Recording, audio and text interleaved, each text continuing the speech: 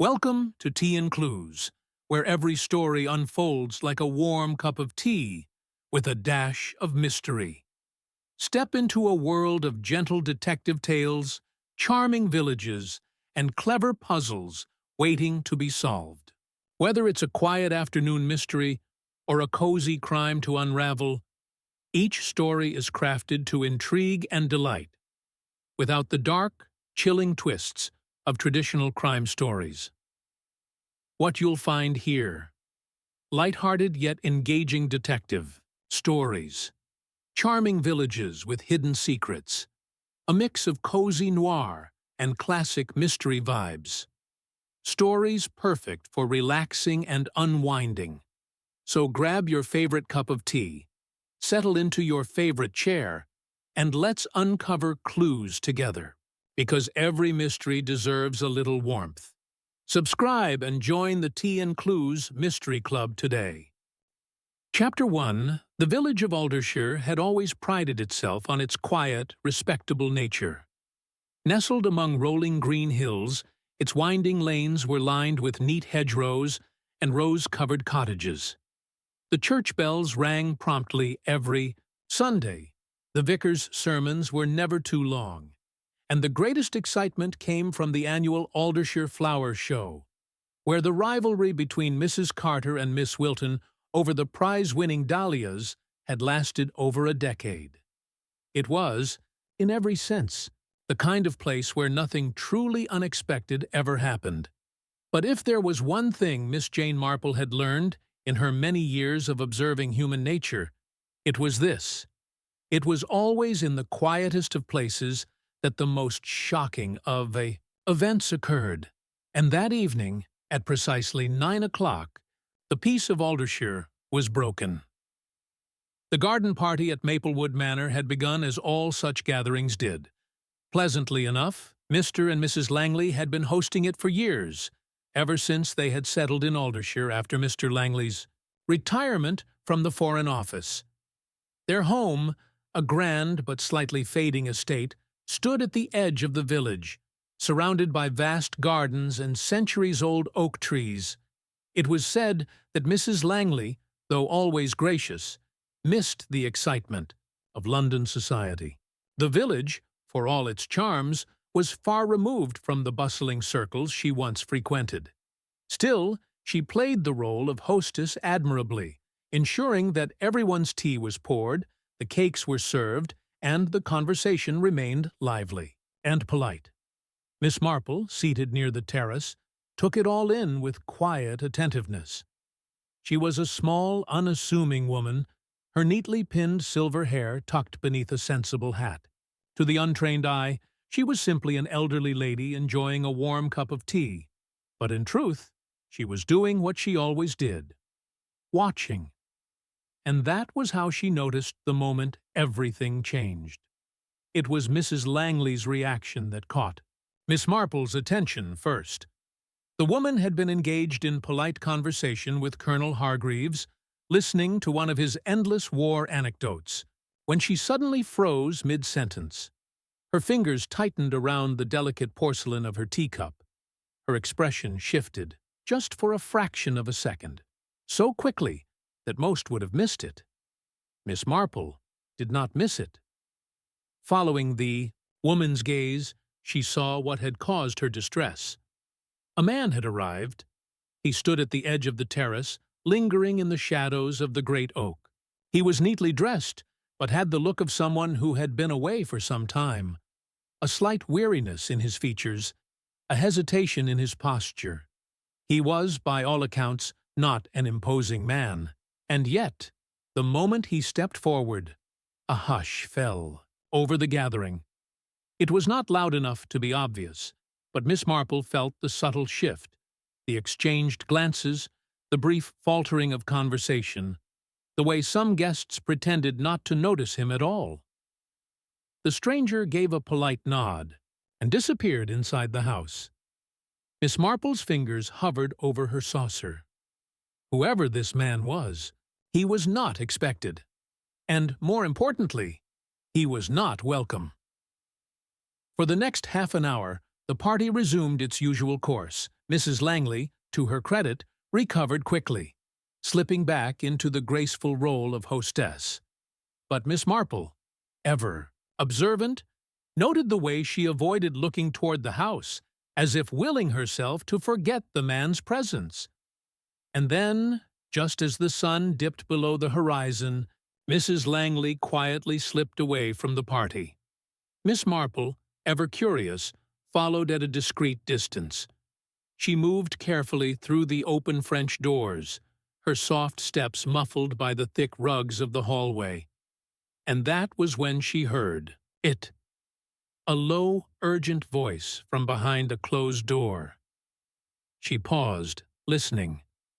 "You shouldn't have come back." Mrs. Langley's voice, tight, strained. A man's voice responded. "I had no choice." Silence. Then, "It was never meant to." The words were cut off abruptly, followed by the sound of movement. Miss Marple took a careful step back as the door swung open.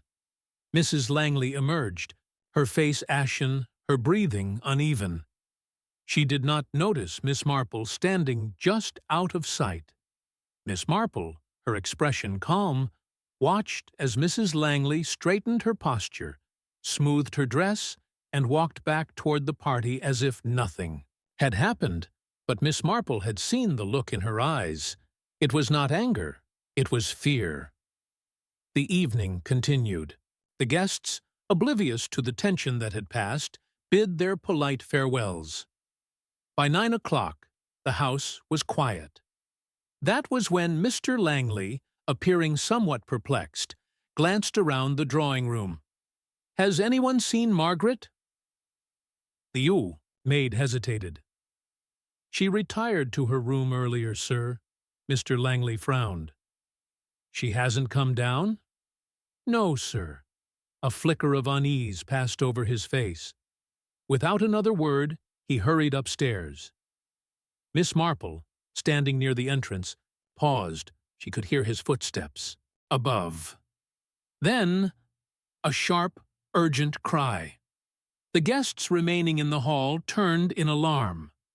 Miss Marple did not hesitate. She followed the hurried footsteps up the grand staircase, stopping at the doorway of Mrs. Langley's bedroom. And that was when she saw what had made Mr. Langley cry out. The room was empty. The bed was undisturbed.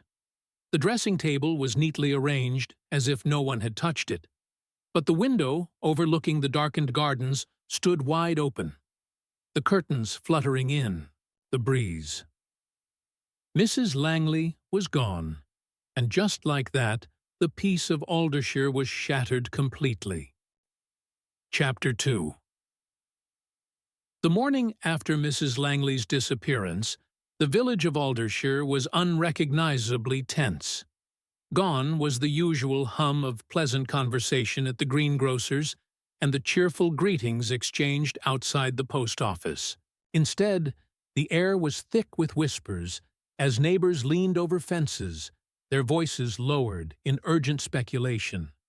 People who had spent years discussing nothing more dramatic than the annual flower competition were now caught in something far more unsettling. Sansihi. Woman had vanished, without a word, without a trace, and no one knew why. The Langley estate had become the center of attention, with villagers passing by under false pretenses, one needing fresh eggs, another taking an unusually long route to the bakery. By mid-morning, Constable Henry Graves had arrived, his expression one of mild exasperation. Aldershire, in his view, was not the sort of place that required police intervention beyond the occasional lost dog or market squabble. Now, standing in Mrs. Langley's bedroom, he found himself facing a missing woman, an open window, and a household in distress. And, worse still, Miss Jane Marple was present. The elderly woman sat quietly in an armchair near the window, her hands folded in her lap, her expression thoughtful. Constable Graves cleared his throat. "Now, Mr. Langley," he said, turning to the worried husband. "You say your wife retired early last night?" Mr. Langley nodded, his face pale, his movements uneasy. "Yes. After the party, she said she felt unwell. I checked on her before going to my study. She seemed troubled." Constable Graves scribbled something in his notebook. "Troubled?" he repeated. Langley hesitated. She didn't say much, just that she was tired."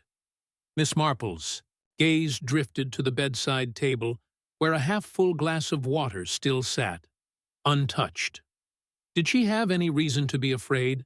Miss Marple asked gently. Langley's head snapped up. "Afraid?"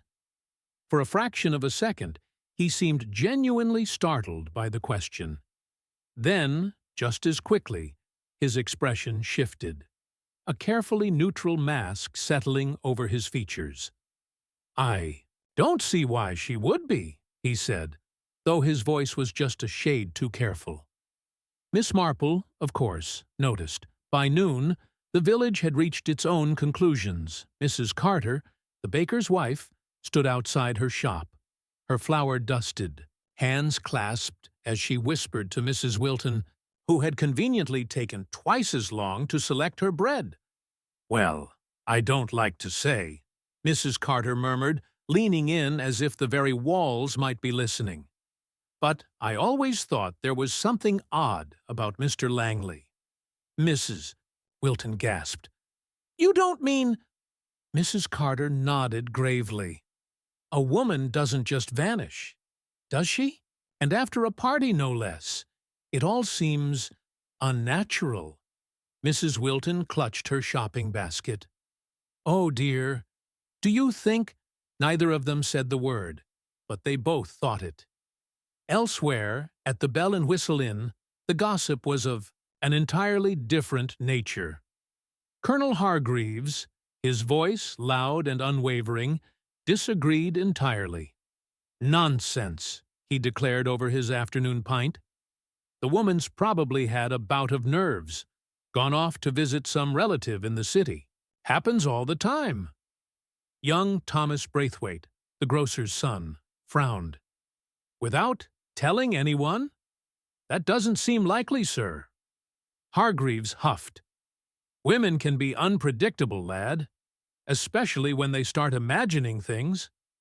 Across the room, Miss Lucy Harcourt, the schoolmistress, folded her arms sharply. "Imagining things?" she said coolly. "Is that what you think happened, Colonel? A woman simply wished herself out of existence?" The Colonel coughed into his drink, but said no more. Miss Harcourt snapped her book shut. Mrs. Langley was a rational woman. If she vanished, there was a reason, and with that she stood, leaving the Colonel to his grumbling and discomfort. Miss Marple, seated by the window, allowed herself a small smile. Miss Harcourt, she noted, was quite correct. And yet, for all the speculation, no one had yet asked the most important question. Why did she vanish now? Miss Marple returned to Maplewood Manor that afternoon, her mind already sorting through the details. Mrs. Langley had disappeared from her bedroom, not from a public place, not from a walk, but from the supposed safety of her own home. And there was the matter of the window. It had been wide open, the curtains drifting in the cool breeze. Miss Marple had known many disappearances in her time, and they always fell into two categories: a woman running away, or a woman taken. And something told her Mrs. Langley had not run. She stood by the window, peering out into the garden. The grounds stretched out before her, immaculate and orderly, but the longer she gazed, the more she felt a nagging certainty. Something here was amiss. And then she saw it. A small thing, barely noticeable, but there, just at the edge of the flower beds, where the grass should have been smooth and undisturbed, was a set of faint above. Then A sharp, urgent cry. The guests remaining in the hall turned in alarm. Miss Marple did not hesitate. She followed the hurried footsteps up the grand staircase, stopping at the doorway of Mrs. Langley's bedroom. And that was when she saw what had made Mr. Langley cry out. The room was empty. The bed was undisturbed. The dressing table was neatly arranged, as if no one had touched it. But the window, overlooking the darkened gardens, stood wide open, the curtains fluttering in the breeze. Mrs. Langley was gone, and just like that, the peace of Aldershire was shattered completely. Chapter 3. The disappearance of Mrs. Langley had turned Aldershire into a village of whispers. By the next morning, the news had spread beyond the manor house, beyond the market square, beyond the Bell and Whistle Inn. It had settled into the homes of every resident, curling through windows like the mist that clung to the fields at dawn. And with the news came speculation. Had she run away? Had she been taken? Was there foul play involved? Everyone had an opinion, and yet, for all the talk, no one had an answer. Not yet, but Miss Marple intended to change that. By mid-morning, Constable Graves had returned to Maplewood Manor, his expression clouded with mild irritation. "Vanishing into thin air," he muttered, pulling out his notebook. "It's unnatural. That's what it is." Miss Marple, standing by the parlor window, did not disagree. Mr. Langley sat opposite the constable, his face drawn, his hands clasped tightly. "I don't understand it," he said, his voice low. "Margaret, she wasn't herself that night. She seemed distant." Constable Graves frowned. "Distant in what way?" Mr. Langley hesitated. Miss Marple, however, had been watching closely, and she noted the slight tightening of his fingers, the quick aversion of his eyes. It was the kind of hesitation that spoke not of uncertainty, but of something left unsaid. She was nervous, Mr. Langley admitted at last. Something was troubling her. But when I asked, she said it was nothing. Miss Marple glanced at the empty teacup on the side table. It had been there the night before, untouched. A woman troubled. A woman who had seen something she could not share. And now, a woman who had vanished. After the questioning, Miss Marple took it upon herself to return to the garden.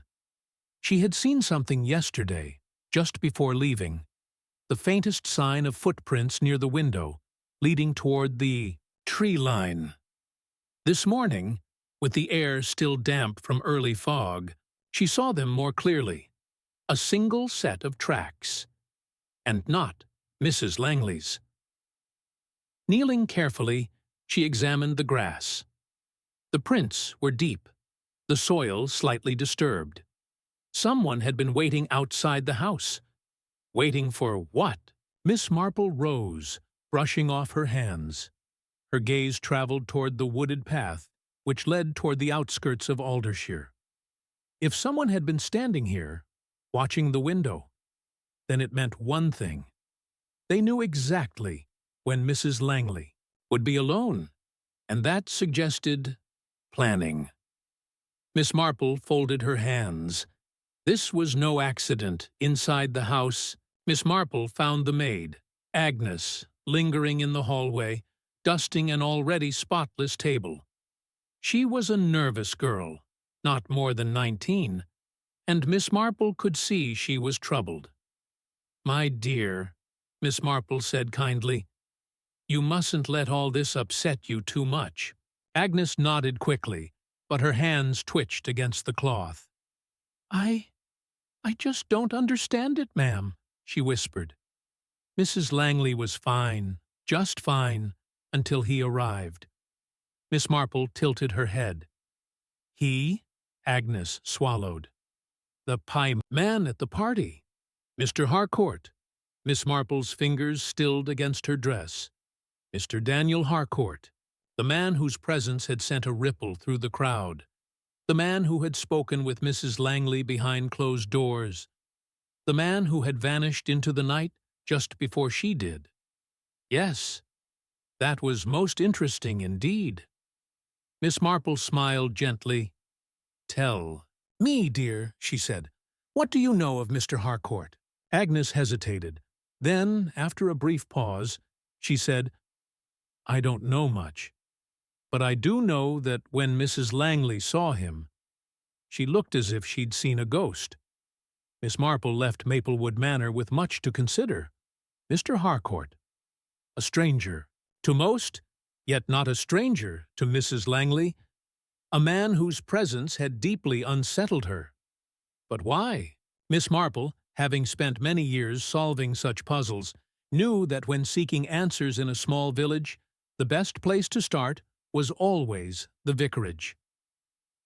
The Reverend Alistair Wright, a gentleman in his 60s, had presided over Aldershire for more than 20 years, and, as Miss Marple well knew, a vicar often knew more about his parishioners than anyone else. Over a cup of tea, she inquired, in her usual mild way, about Mr. Harcourt. The vicar frowned thoughtfully. "Harcourt," he mused. "Yes, I remember the name. He was once a resident here, but that was, nearly 25 years ago." Miss Marple stirred her tea. "And what do you remember about him?" The vicar sighed. It was all very tragic. He was engaged to a young woman named Lillian Parker. She was, well, there was some scandal, you understand. Miss Marple nodded, encouraging him to continue. "There was an accident," the vicar said. "Lillian Parker died, rather mysteriously, and Mr. Harcourt left Aldershire shortly after." Miss Marple's fingers tightened around her teacup. Mrs. Langley had been terrified of Mr. Harcourt, and now she had vanished. A woman in Aldershire had died under mysterious circumstances once before, and Miss Marple was beginning to wonder, had history repeated itself? As she walked back through the village, Miss Marple's mind whirred with possibilities. Mr. Harcourt had left after Lillian Parker's death, and now, decades later, he had returned, and almost immediately, Mrs. Langley had disappeared. This was no coincidence, and yet there was one thing missing: the body. Mrs. Langley had vanished, but unlike Lillian Parker, she had not been found dead. Not yet. Miss Marple took a deep breath. The truth, she knew, was dangerously close. And if she did not find it soon, it might be too late. Chapter 3. The disappearance of Mrs. Langley had turned Aldershire into a village of whispers. By the next morning, the news had spread beyond the manor house, beyond the market square, beyond the Bell and Whistle Inn. It had settled into the homes of every resident, curling through windows like the mist that clung to the fields at dawn. And with the news came speculation. Had she run away? Had she been taken? Was there foul play involved? Everyone had an opinion, and yet, for all the talk, no one had an answer. Not yet, but Miss Marple intended to change that. By mid-morning, Constable Graves had returned to Maplewood Manor, his expression clouded with mild irritation. "Vanishing into thin air," he muttered, pulling out his notebook. "It's unnatural. That's what it is." Miss Marple, standing by the parlor window, did not disagree. Mr. Langley sat opposite the constable, his face drawn, his hands clasped tightly. "I don't understand it," he said, his voice low. "Margaret, she wasn't herself that night. She seemed distant." Constable Graves frowned. "Distant in what way?" Mr. Langley hesitated. Miss Marple, however, had been watching closely, and she noted the slight tightening of his fingers, the quick aversion of his eyes. It was the kind of hesitation that spoke not of uncertainty, but of something left unsaid. She was nervous, Mr. Langley admitted at last.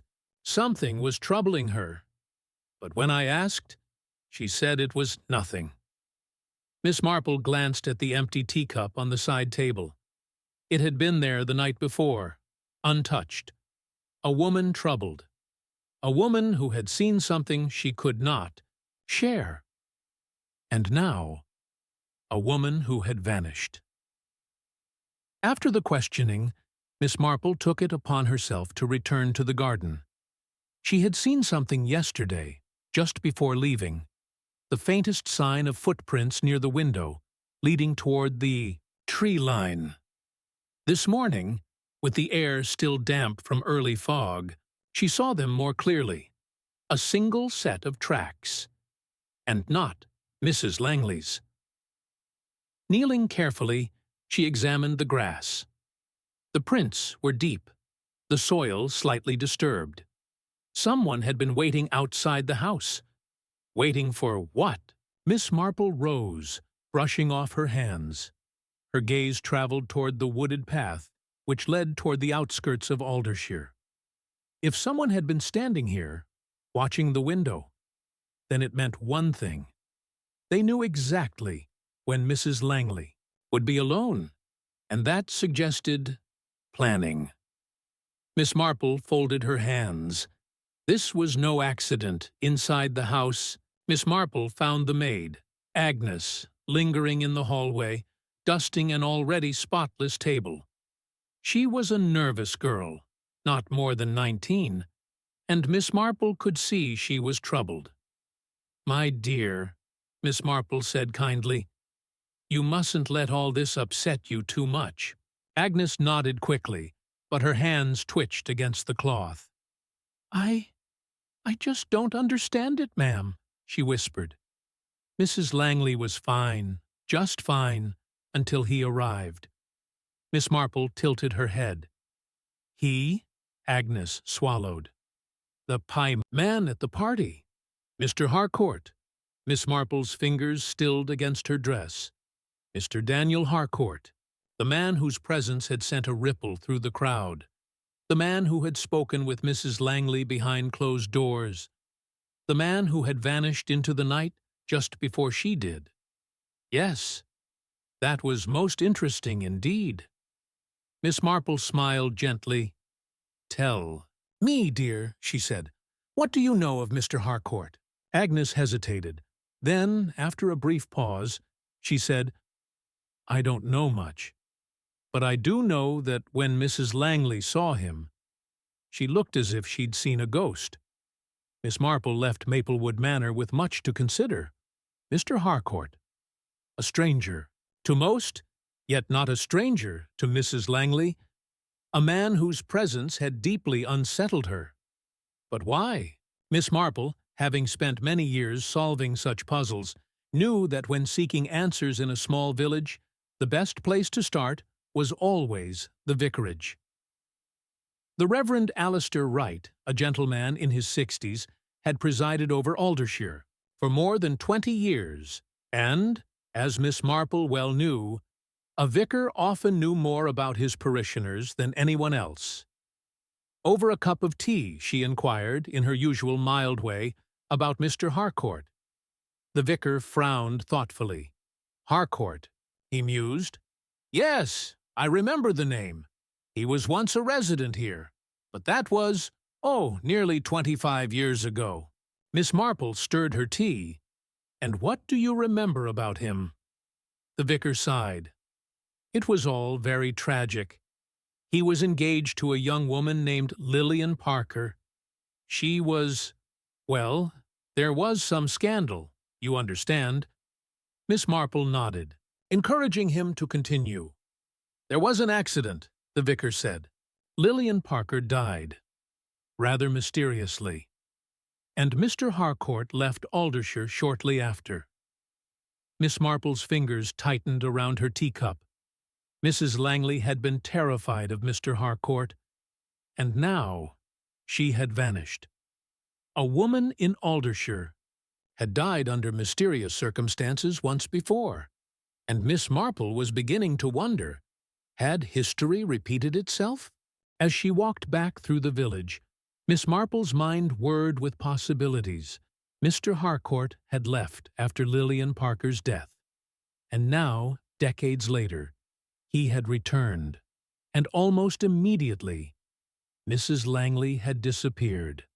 This was no coincidence, and yet there was one thing missing: the body.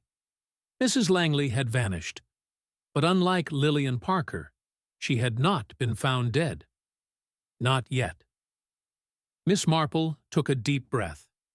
The truth, she knew, was dangerously close, and if she did not find it soon, it might be too late.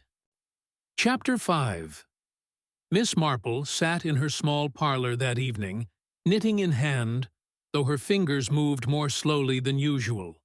Her mind, sharp as ever, was working through the pieces of the puzzle laid before her. Mrs. Langley had vanished. Mr. Harcourt had returned after 25 years, and then there was Lillian Parker, the woman whose mysterious death had preceded his sudden departure decades ago. Miss Marple had long since learned that in cases such as these, the past was never truly buried, merely waiting to be uncovered. She sipped her tea, letting the warmth settle her thoughts. If she was right, and she so often was, Mrs. Langley's disappearance was no accident. Someone had planned this, and the key to finding out who lay in discovering why. By morning, the search for Mrs. Langley had spread beyond the manor house. Constable Graves, though not always the quickest in such matters, had organized a group of men to comb the surrounding countryside. The villagers, still brimming with speculation, watched from a distance. Some murmured of foul play, others of a woman running from her past. Miss Marple, standing near the edge of the village green, watched as two men returned from the east fields, shaking their heads. "She's not out there," one muttered to the other. "No sign of her at all." Miss Marple's fingers tightened on the handle of her handbag. No sign of her. Not a scrap of clothing. Not a lost shoe. Nothing. Which meant one of two things. Either she had left willingly, or someone had made very certain she would not be found, and Miss Marple strongly suspected the latter. Later that day, Miss Marple returned to Maplewood Manor, where Mr. Langley was seated in his study, looking utterly drained. "I can't understand it, Miss Marple," he admitted, running a hand through his hair. "It's as if she simply disappeared." Miss Marple offered a kind but knowing smile. "People do not simply disappear, Mr. Langley. They are either taken, or they leave something behind."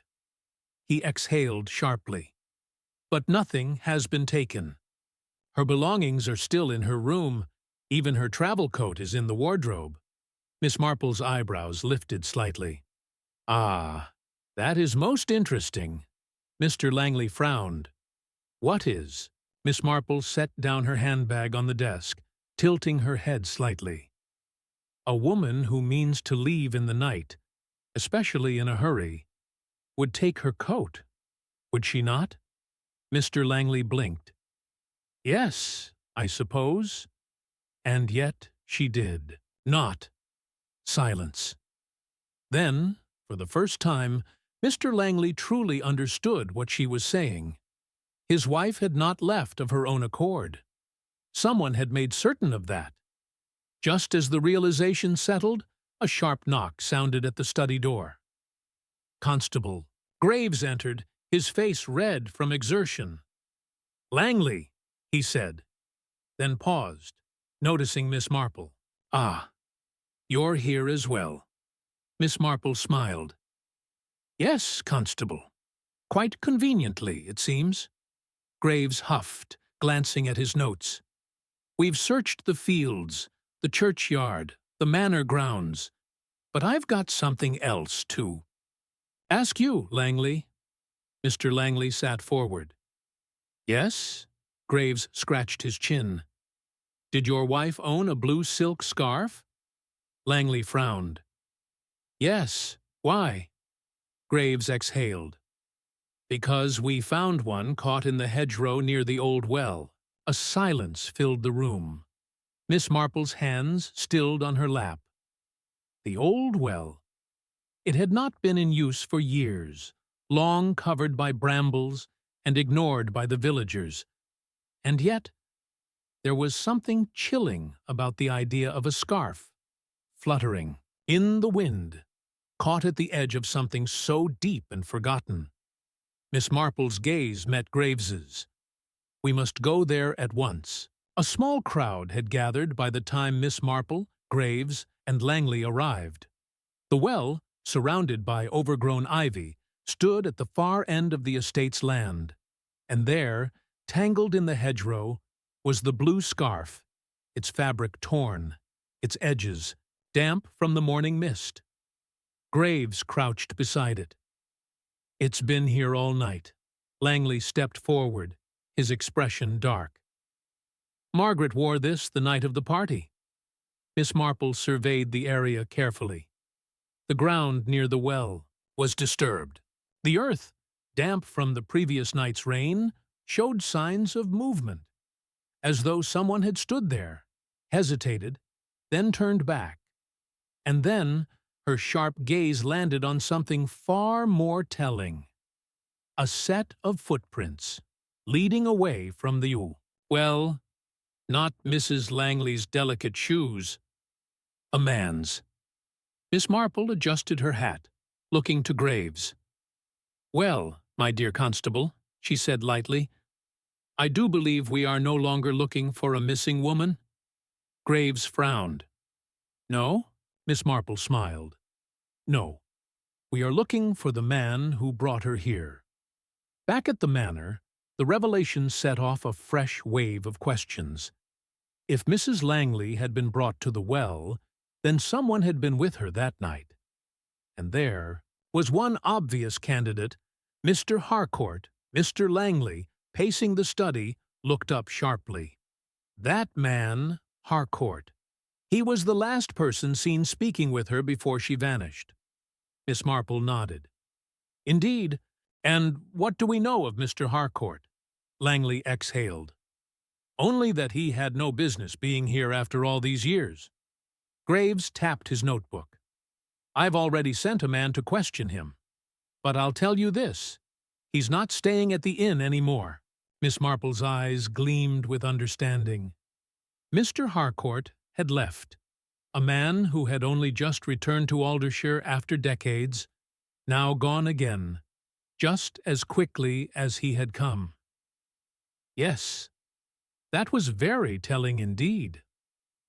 Miss Marple rose, straightening her skirt. Well, she said pleasantly, I believe it is time for me to take a little walk through the village. Graves raised an eyebrow. And why is that? Miss Marple's expression did not change. Because, my dear constable, she said, if there is one thing I have learned in my time, it is this. When a man runs, it is because he knows something. She picked up her handbag. And if he knows something, she added with a small smile, he has already made his first mistake. Miss Marple had always believed that when a person was guilty of something, their first instinct was to run. But running was never a solution. It was a mistake, and Mr. Harcourt had just made a very big one. He had arrived in Aldershire after 25 years of absence, unsettled Mrs. Langley, and then vanished the very night she disappeared. Now, as Miss Marple walked through the village, her sharp eyes watching the expressions of those she passed, she knew that somewhere, someone knew exactly where he had gone. The Bell and Whistle Inn was unusually quiet that morning. The usual patrons were huddled together, talking in hushed tones. Miss Marple, taking her customary seat by the window, ordered a cup of tea, and listened. "Well, I always thought he was a strange one," muttered Mr. Carter, lowering his voice. Mrs. Wilton, adjusting her coat, nodded knowingly. "Imagine coming back after all those years, and then, poof, gone again.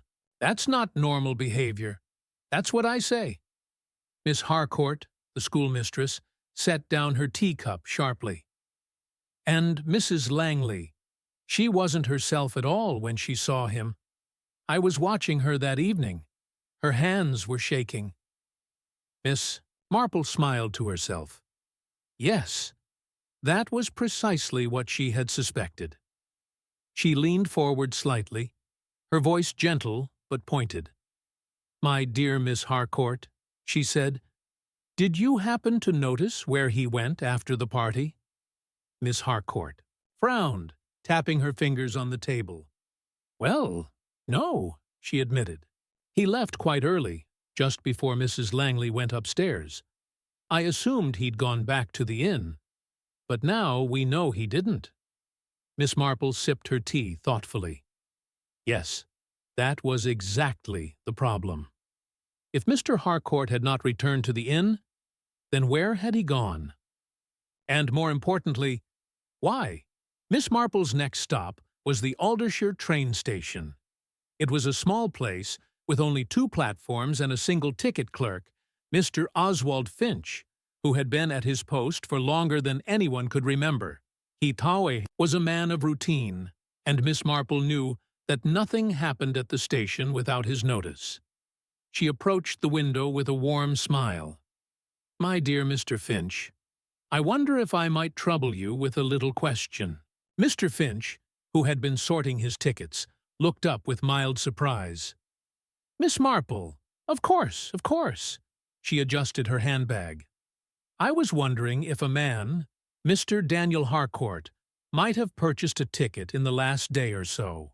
Mr. Finch paused, his brow furrowing. "Harcourt? Harcourt?" He rubbed his chin, then suddenly snapped his fingers. "Yes, he was here yesterday morning. Bought a ticket for London, he did. Left on the first train." Miss Marple's eyes gleamed. "Did he say anything?" she asked, her voice calm. Finch thought for a moment. "Now that you mention it, he was in a great hurry. Looked over his shoulder twice before getting on the train." Miss Marple nodded. "Yes, that confirmed it. Mr. Harcourt was running from something, or someone."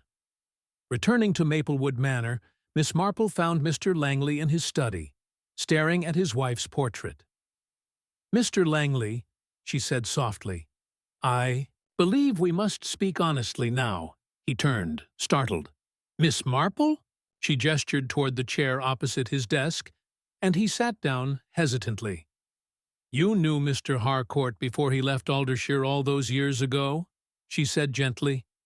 Langley swallowed hard. "Yes," he admitted. "We were acquaintances." Miss Marple tilted her head slightly. "And did you know Lillian Parker?" Langley hesitated. Then he exhaled sharply. "I knew her," he admitted. "We were all part of the same circle in our youth. Lillian, Margaret, and Harcourt, they were close." Miss Marple's fingers curled lightly over her handbag. Yes, that was the missing link. Lillian Parker had died under mysterious circumstances, and now Mrs. Langley had vanished just after Harcourt's return. Miss Marple watched Mr. Langley closely. "Did your wife ever speak about Lillian after all these years?" Langley's expression darkened. "She never spoke of her," he murmured. "But I know she never forgot." Miss Marple nodded slowly. Because Mrs. Langley had known something, and someone had been determined to keep her silent. Miss Marple had a final question before she left. "Mr. Langley, would you mind if I looked at your wife's writing desk?" He blinked. "Her desk? Well, yes, of course." Miss Marple walked to the corner of the room, where a small, elegant desk stood against the wall. She ran her fingers lightly over the surface. The top was tidy, the papers stacked neatly. But then she noticed it, a locked drawer. She turned back to Mr. Langley. "Do you have the key, dear?" Langley hesitated. Then, from a drawer in his own desk, he produced a small brass key. With a quiet click, Miss Marple turned the lock, and inside she found exactly what she had hoped for. A single letter, addressed to Margaret Langley, written in an elegant, slanted hand. It was signed Lillian Parker. Miss Marple exhaled softly. A letter, written before Lillian's death, hidden away for decades. And Mrs. Langley had kept it, because she had known that one day the past would return. And now it finally had. That night, Miss Marple sat by her bedside lamp, rereading the letter. The words were carefully chosen, but the meaning was clear. Lillian Parker had been afraid. She had known something dangerous. And now Mrs. Langley had disappeared for knowing the same thing. Miss Marple set the letter down, folding her hands. She had been right. This was no simple disappearance. It was a deliberate act, one tied to a crime long buried, and someone, perhaps even Mr. Harcourt himself, had returned to make sure the past stayed buried. But Miss Marple also knew something else. The past had a way of resurfacing, and so did the truth. She smiled to herself, because now she was very close indeed. Chapter 7. The past had returned to Aldershire, creeping back like an unwanted shadow. Miss Marple sat in her cottage that morning, the letter from Lillian Parker resting on her lap. It was old, the paper slightly yellowed, the ink faded in places, but the words remained clear, a message written before her tragic death. Lillian had been afraid, and Mrs. Langley had known why. Now, two women connected to the same man had vanished under suspicious circumstances, one long ago, one just recently. Miss Marple, pressing her lips together, knew that if she did not act quickly, Mrs. Langley's fate might end the same way. She folded the letter neatly, tucking it inside her handbag. It was time to uncover the truth, and the first step was to find Mr. Harcourt before it was too late. Returning to the Aldershire train station, Miss Marple found Mr. Finch, the station clerk, exactly where she had left him the day before. She approached the ticket window with her usual pleasant smile. "My dear Mr. Finch, I find myself troubling you again," she said lightly.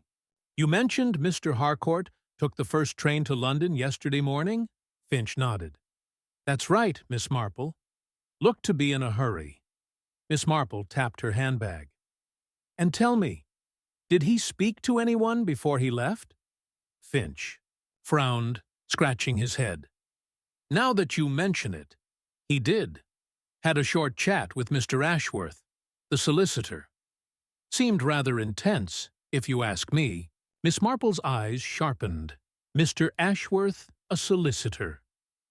That was most interesting indeed. Mr. Edward Ashworth had been Aldershire's solicitor for over 30 years, handling wills, land disputes, and quiet family matters no one else wished to discuss. Miss Marple found him in his small office, tucked just behind the post office. The room smelled of old parchment and ink, and Mr. Ashworth himself looked up with mild surprise when she entered. "Miss Marple," he greeted. "To what do I owe the pleasure?" She smiled, settling herself into the chair across from his desk. "Oh, just a small curiosity, dear. I heard that Mr. Harcourt spoke to you before he left Aldershire." Ashworth hesitated. "Well, yes, but it was a private matter." Miss Marple folded her hands. "I quite understand. But you see, Mr. Ashworth, Mrs. Langley has disappeared, and it is my firm belief that Mr. Harcourt knows exactly why." Ashworth sighed, rubbing his temples. "He came to me with an old document," he admitted. "Said it was a letter from Lillian Parker." Miss Marple's fingers tightened slightly. "Did he tell you what it said?" Ashworth nodded slowly. "It implied that Lillian had knowledge of something illegal, something involving a man of wealth and influence." Miss Marple exhaled softly. She had suspected as much. Lillian Parker had been silenced, and now Mrs. Langley had disappeared after learning the truth.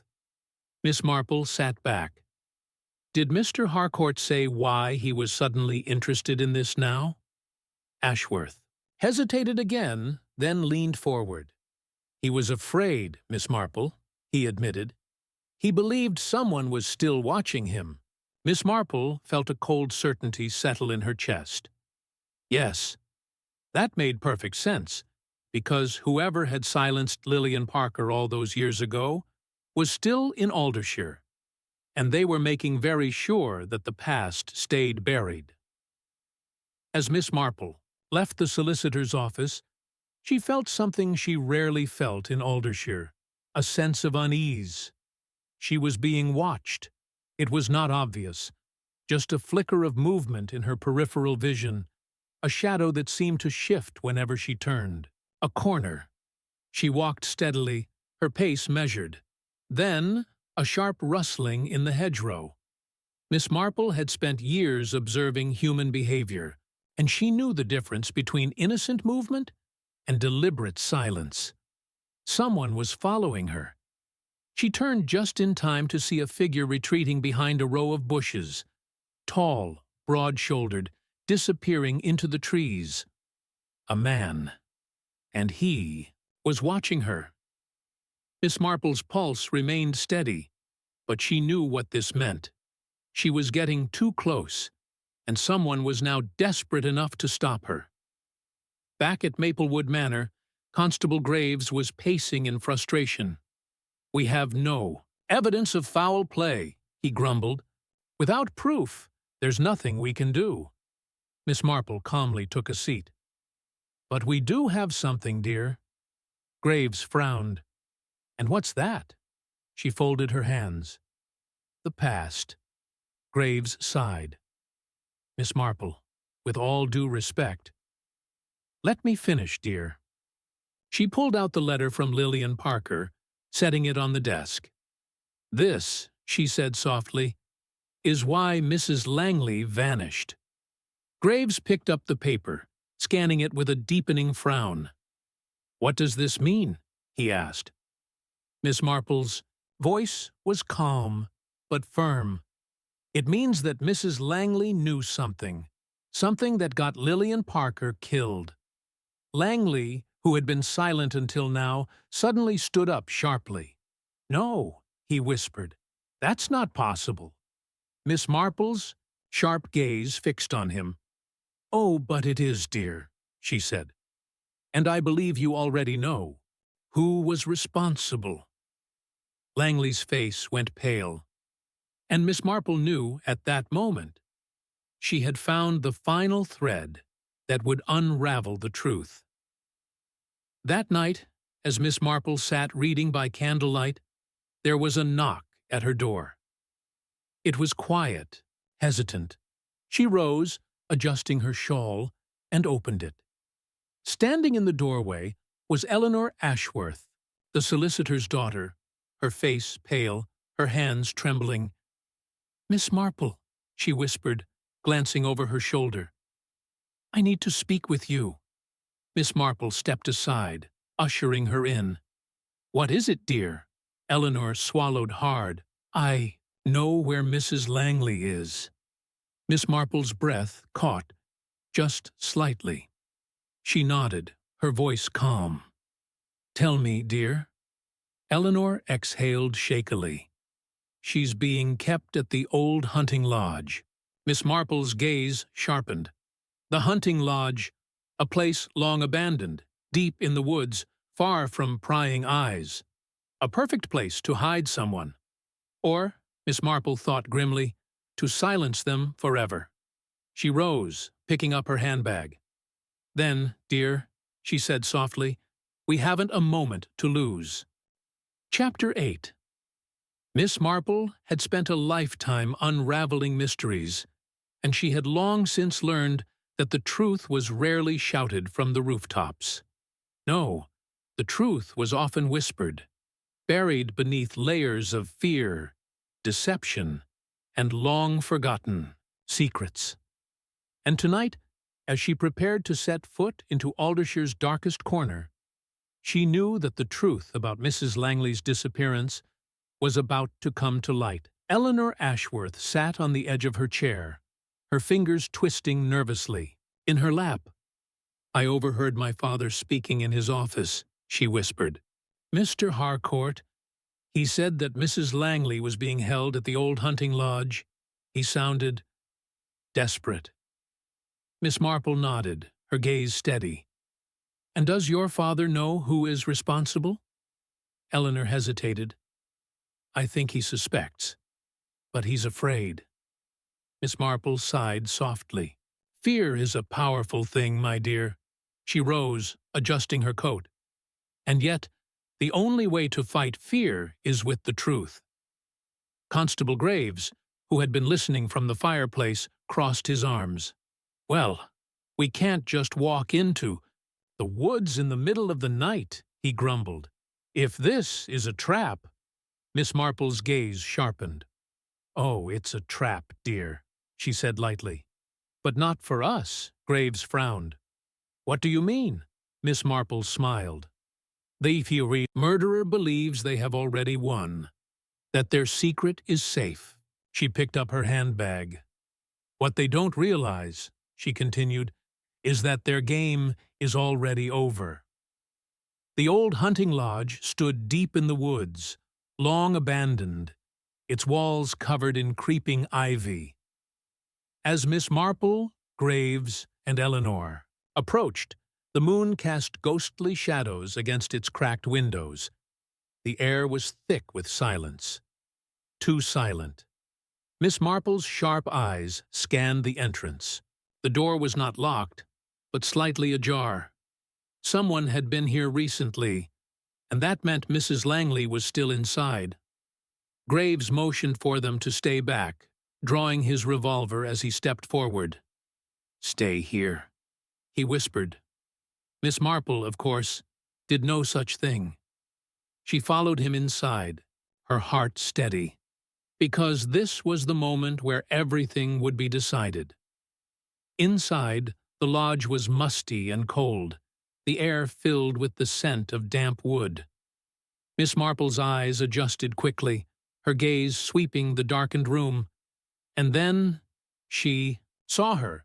Mrs. Langley sat in a wooden chair, her wrists loosely bound, her face pale but determined. "Mrs. Langley!" Eleanor gasped, rushing forward. Mrs. Langley lifted her head, relief flashing in her eyes. "You must leave," she whispered urgently. "It's not safe." Miss Marple's fingers tightened on her handbag. "No, my dear," she murmured. "I do believe we are exactly where we need to be." Because at that moment, a shadow moved behind them, and someone stepped forward from the darkness. Constable Graves turned sharply, gun raised. The figure in the doorway hesitated, then exhaled slowly. And Miss Marple was not surprised at all when the light revealed the face of Mr. Langley. Eleanor gasped. "Mr. Langley?" Graves narrowed his eyes. "What in the devil?" Langley raised a hand. I can explain." Miss Marple smiled gently. "Oh, I rather think we already know, dear." Langley swallowed hard, his eyes flicking toward his wife.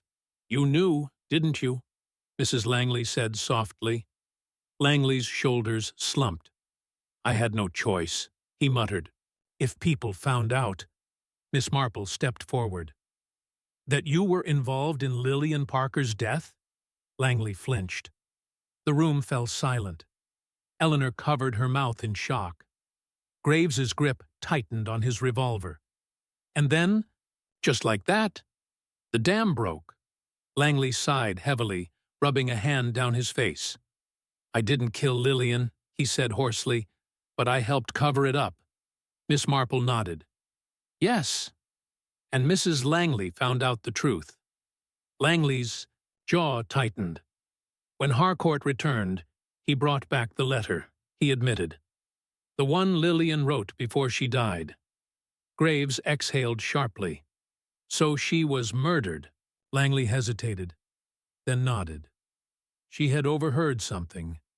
Something about a business deal Harcourt had been involved in. It would have ruined him. She was going to tell the authorities. Miss Marple's eyes gleamed, and someone stopped. "Her." Langley nodded. "She was found dead the next morning. And Harcourt, he panicked. We all did. So we made sure it looked like an accident." Mrs. Langley shook her head in disbelief. "And you let me believe it was just a tragedy?" Langley looked away. "I was protecting you," he muttered. Mrs. Langley's laugh was bitter. "No, you were protecting yourself." Miss Marple studied Langley carefully. "You didn't plan to kill your wife, did you?" she asked softly. Langley closed his eyes. "No, I just needed time to make her understand." Miss Marple sighed. "It never works that way, dear." Langley's shoulders sagged, and he knew it was over. Miss Marple's final thought. By the time morning came, Mr. Langley had been taken into custody. Mrs. Langley, though shaken, was safe, and Aldershire, for all its whispers, would soon settle back into its quiet, ordinary life. Miss Marple sat in her cottage that afternoon, her knitting needles moving steadily. As always, she had known from the start that people never truly change. Secrets, when left to fester, always found a way to the surface, and in the end, the past was never truly buried. She smiled to herself, finishing a perfect stitch, because now the case was closed. Chapter 9. Aldershire had weathered many storms. The Great Flood of '92, the fire at the mill, and even the scandal when Mrs. Carter's nephew had run off with the baker's daughter. But never before had it endured the revelation of a long-buried crime. And now, with Mr. Langley under arrest, the village found itself in uncharted waters. The truth had finally come to light, but the aftermath was far from over.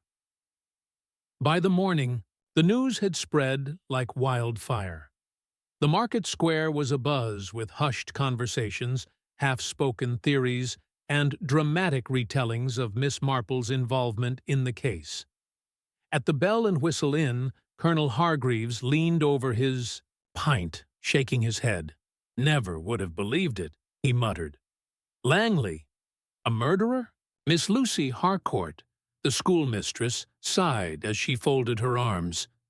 "He wasn't the murderer," she corrected. "But he did cover up a woman's death, and that is just as wicked." Mrs. Carter, standing near the fireplace, sniffed. "I always said there was something off about the Langleys," she declared. "No couple should be that perfect." Miss Marple, sitting quietly by the window, took a slow sip of her tea. She had always found it fascinating how quickly people rewrote their memories to fit a new truth. A month ago, Mrs. Langley had been the envy of the village. Now, she was a woman haunted by a ghost she never knew was watching her. Yes, Miss Marple thought, human nature was the most predictable thing of all. Later that afternoon, Miss Marple visited Maplewood Manor, where Mrs. Langley sat by the drawing-room window, looking much older than she had a week ago. The house, once full of life, felt hollow. Miss Marple settled into a chair beside her. "My dear," she said gently, "how are you holding up?" Mrs. Langley gave a small, weary smile. "I should be relieved, I suppose," she murmured. "The truth is out. Henry will pay for what he did.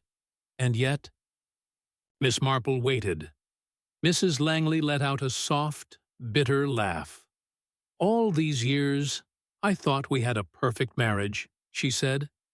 "And now, I see, I never truly knew him at all."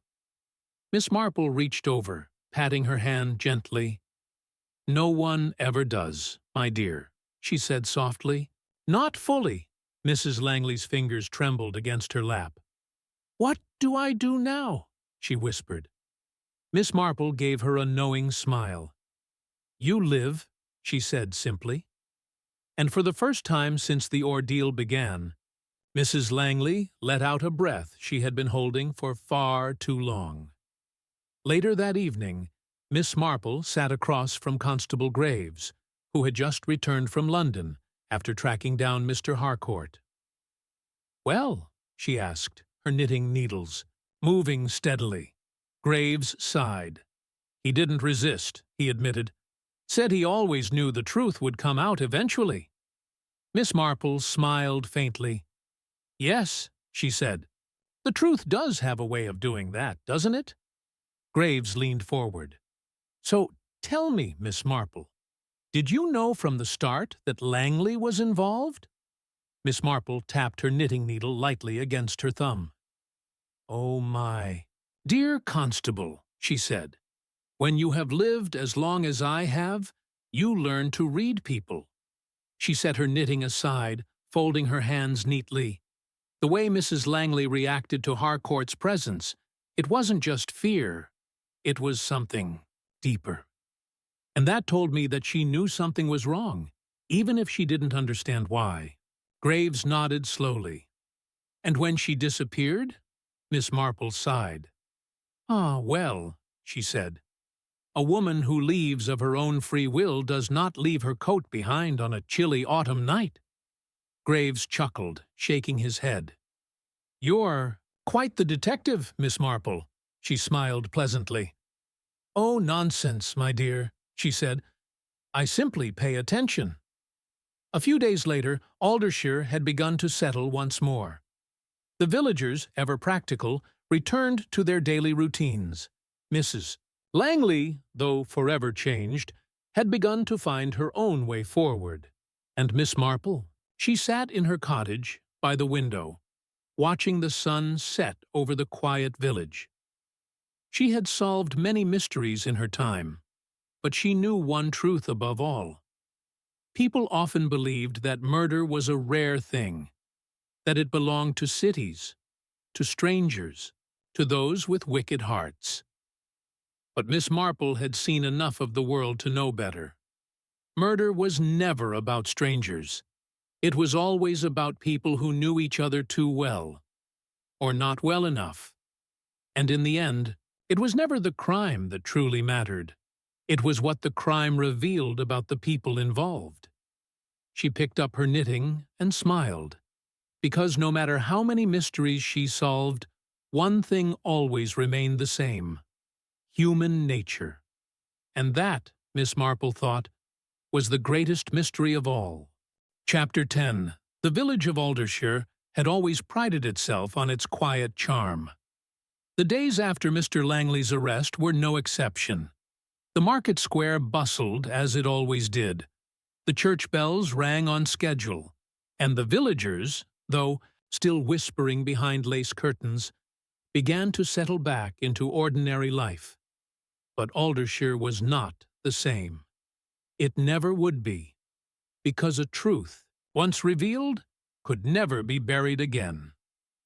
Miss Marple visited Maplewood Manor one final time before Mrs. Langley's departure. The once elegant home, though unchanged in structure, felt emptier now, and in many ways so did Mrs. Langley. She stood by the window, gazing at the garden, her hands lightly clasped before her. Miss Marple, taking her seat, gave her a knowing look. "So," she said gently, "you've decided to leave?" Mrs. Langley nodded slowly. "I can't stay here, Miss Marple," she admitted. "Not in this house, not in this village." Miss Marple folded her hands in her lap. "And where will you go, dear?" Mrs. Langley smiled faintly. "To my sister's in Bath," she said. "She's always wanted me to come live with her. I think it's time." Miss Marple nodded approvingly. "Yes," she said. "A fresh start can be a wonderful thing." Mrs. Langley exhaled softly, turning to face her. "I still can't believe it," she murmured, "that I lived alongside Henry for so many years, and yet I never really knew him." Miss Marple gave her a gentle smile. "My dear," she said, "we never truly know anyone. Not completely. Not even the ones we love." Mrs. Langley was silent for a moment. Then, with a quiet sense of finality, she reached for her travel case. Miss Marple rose. "Shall I walk with you to the carriage?" Mrs. Langley smiled. For the first time in days. "I would like that, very much." By the end of the week, life continued as it always had. The gossip lessened, the market stalls remained busy, and even Mrs. Carter, who had been so scandalized by the whole affair, had turned her attention to a new village matter: the debate over whether or not the church should replace its aging bell tower. Miss Marple observed it all with quiet amusement, because she knew that time softened all things, even the most terrible truths, and soon the people of Aldershire would forget the shock of what had happened at Maplewood Manor. At least, most of them would. On a bright, crisp morning, Miss Marple took tea with Reverend Wright at the vicarage. The vicar, stirring sugar into his cup, sighed deeply. "I must say, Miss Marple, I never expected such a terrible secret to be hidden in our little village." Miss Marple smiled, sipping her tea. "Oh, my dear Reverend," she said lightly, "I find that villages hold far more secrets than cities ever do." Reverend Wright chuckled, though there was an edge of unease in his voice. "I suppose you must be right," he admitted. "But tell me, now that it's all over, how did you know Mr. Langley was involved?" Miss Marple set down her cup, her eyes twinkling. "My dear Reverend," she said, "I didn't know. Not at first." She folded her hands neatly. "But I did know that Mrs. Langley had seen something she wasn't meant to see.